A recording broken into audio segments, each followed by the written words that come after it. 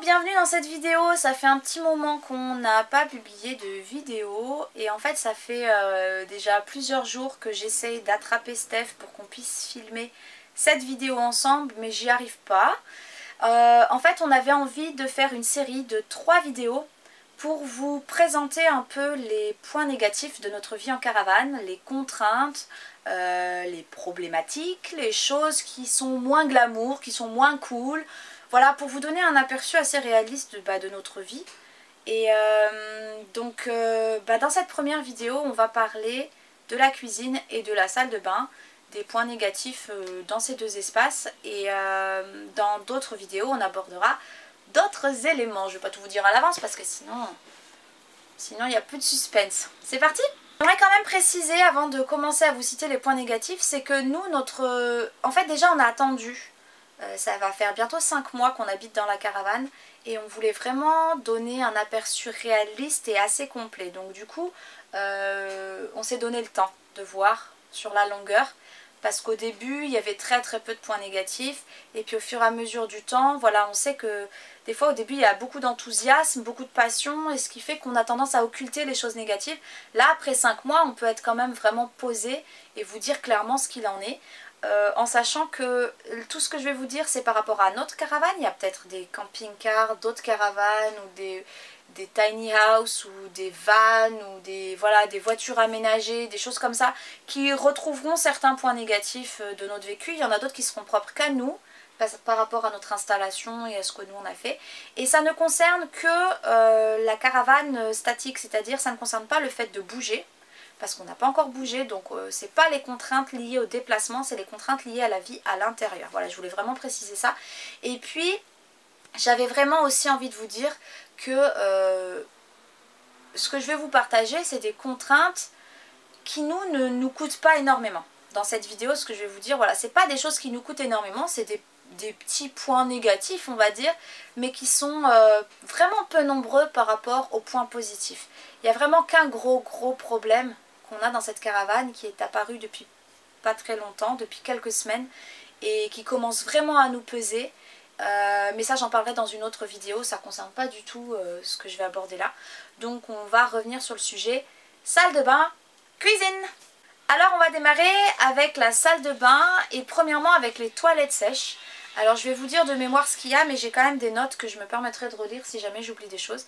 Déjà, ce qu'il faut savoir, c'est qu'on n'avait pas la place quand on a construit nos toilettes sèches, enfin quand Steph a conçu les toilettes sèches et les a fabriquées, il n'y avait pas la place de mettre le réservoir à copeaux sur le côté. Donc on l'a créé derrière, donc derrière la cuvette en fait. Ce qui fait qu'on doit se pencher quand même pour ramasser, ce qui fait que c'est pas très pratique pour Janae parce qu'elle n'est pas assez grande, ce qui fait qu'elle en mettait partout. Elle en mettait partout. Donc la solution c'est qu'on lui a demandé de plus mettre les copeaux elle-même quand c'est elle qui va aux toilettes. C'est du coup une contrainte mais qui est moindre, c'est que c'est à nous d'aller mettre ces copeaux quand elle est allée aux toilettes. Et heureusement elle va pas aux toilettes 50 fois par jour donc tout va bien.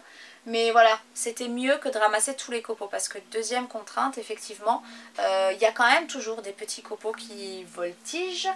Et le problème c'est que quand on marche dans la salle de bain avec nos chaussettes ou nos chaussons en laine, et ça en ramène un petit peu, voilà, ça en dispatch, ça fait le petit poussé. Donc on passe la balayette de toute façon 2 fois par jour, le matin, le soir en général. Et voilà, c'est juste un aspect un petit peu négatif. On s'y est fait, hein, c'est pas grave, c'est pas dramatique, c'est quelques saletés parmi d'autres. Mais c'est pour dire que voilà, si vous avez la possibilité de mettre le réservoir de copeaux sur le côté, c'est quand même plus pratique au quotidien. Et puis, ah oui, il y a l'entretien des toilettes sèches, c'est que quand on tire la chasse, quand on a des toilettes normales, on réfléchit pas, on le fait puis c'est tout. L'inconvénient c'est qu'on gaspille énormément d'eau. Mais voilà, là avec les toilettes sèches, donc on change le sac de notre seau tous les 3 jours, 2 jours et demi, 3 jours. Là il fait froid, du coup il y a moins d'odeur, du coup ça tient facilement 3 jours. En septembre, octobre, quand il faisait encore chaud, c'était vraiment tous les 2 jours, sinon ça sentait pas bon. Donc il y a ça. Et il y a le fait qu'il faut remplir aussi le bac à copeaux qui est derrière. Et que là pour le coup c'est pas pratique avec le dos. Mais bon, on le fait à peu près une fois tous les 6 jours, je pense, 5-6 jours grosso modo. Et le sac de copeaux il est stocké dans la voiture parce qu'on n'a pas la place à l'intérieur de la caravane pour ça. Donc voilà, il faut aller chercher à la voiture et remplir et puis voilà. Ça c'était au niveau de l'entretien. Et alors pour les mauvaises odeurs, peut-être que vous vous posez la question, nous on n'utilise rien de chimique parce que moi je supporte pas ça. Et puis parce que c'est pas bon pour la santé. En fait il y a une astuce qu'on utilisait déjà avant quand on était en appartement, c'est que quand on va à la selle, eh bien on crame une allumette après parce que l'allumette elle va brûler le carbone, le dioxyde de carbone et du coup ça enlève les odeurs. Donc comme on est dans un petit espace, on a toujours une petite boîte d'allumettes au-dessus des toilettes et du coup voilà. Pareil, c'est pas Janae qui crame la sienne parce que même moi ça m'est arrivé une fois que mon allumette elle tombe dans les copeaux, c'est quand même du genre un peu délicat quand ça arrive. Donc voilà, faut faire attention, mais c'est quand même une solution facile. Donc ça c'est les contraintes par rapport aux toilettes sèches. Maintenant par rapport à la douche, alors ce qu'il faut savoir c'est que on a enlevé le système de douche, c'est-à-dire qu'on n'est pas raccordé en eau. On n'a pas de réservoir d'eau sous la caravane pour prendre la douche ou quoi. On n'est pas raccordé en eau, donc on se douche au seau. On a un seau dans le bac de douche, un petit gobelet, et donc on met de l'eau dans le seau en continu. Donc quand on doit se laver les mains après toilette, etc., bah, c'est au gobelet et au seau. Et quand on prend sa douche, eh ben, c'est pareil.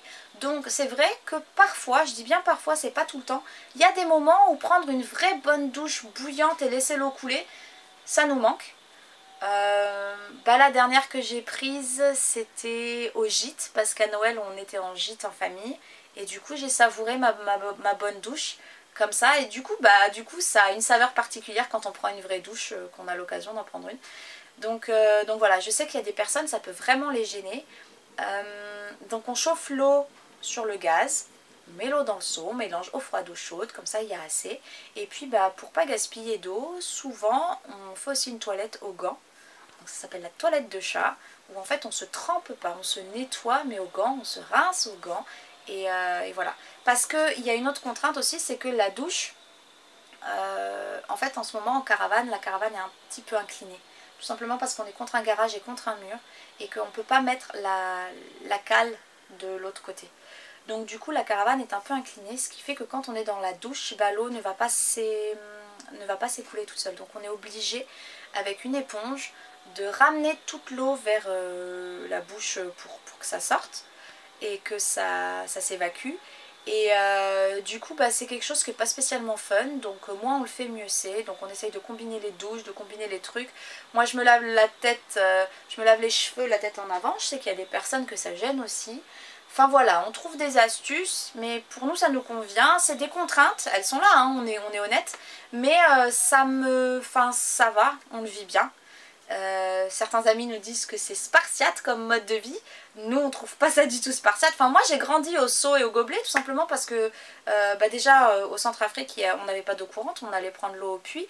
Et puis après au Tchad, à N'Djamena il y avait tout le temps des coupures d'eau et d'électricité. Donc du coup on avait tout le temps le seau quand il fallait. Donc des fois on prenait des vraies douches quand l'eau était là. Mais comme c'était pas tout le temps, voilà. Donc moi c'est pas quelque chose qui me coûte énormément.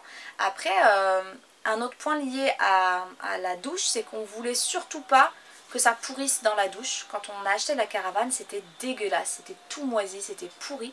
Et du coup, on essuie la douche à chaque fois. Donc moi j'ai mes fibres Enjo, vous savez j'en parle souvent, Enjo, E-N-J-O, c'est une marque autrichienne. Ils fabriquent des fibres, des microfibres qui durent à peu près 3 ans et qu'on peut utiliser tous les jours.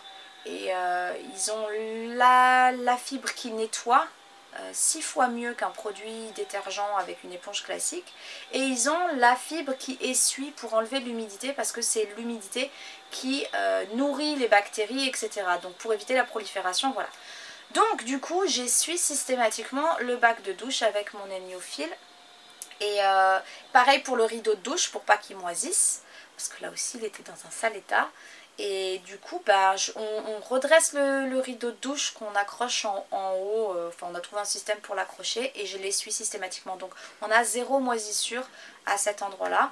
Et voilà, c'était des conditions sine qua non pour vivre dans la caravane avec la salle de bain qu'on a, etc. C'était quelque chose, je savais qu'il fallait que je me l'impose et ça va, et ça se passe très bien parce que de toute façon avant, quand j'étais en appartement, là encore, je nettoyais ma baignoire quasiment tous les jours en l'essuyant pareil pour pas qu'il y ait prolifération de bactéries.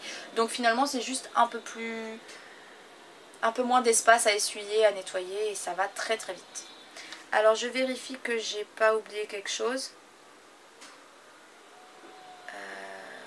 Ah oui, il y a une autre petite contrainte, c'est que comme je vous ai dit, au lavabo, on prend aussi l'eau du gobelet, donc on s'y est fait, il n'y a pas de souci, Janae elle gère super bien, mais c'est juste qu'on a installé un petit robinet, on aimerait mettre le même système que dans la cuisine, vous savez dans la cuisine il y a le robinet avec une pompe qui est dans un bidon de 20 litres, et du coup quand on l'ouvre c'est branché sur une prise 12 volts et du coup quand on ouvre le robinet bah, on a de l'eau qui coule et c'est très pratique et on aimerait faire la même chose au niveau de la salle de bain donc on va voir dans les prochaines semaines si on peut le mettre en place. Donc ça c'était pour la salle de bain, maintenant on va passer à la cuisine, il y a bien moins de contraintes. On doit changer le bidon d'eau à peu près tous les 4 jours, le bidon de 20 litres qui est derrière. 4 jours quand on a un bidon de 10 litres à côté pour la salle de bain et quand le bidon de 10 litres est plus là, et ben c'est on va dire toutes les 36 heures à peu près, un jour et demi voire 2 jours qu'on le change. Et donc en fait le bidon il n'y a aucun autre espace qu'au fond du placard, donc en fait on doit enlever la bouteille de gaz pour prendre le bidon qui est derrière, sortir la pompe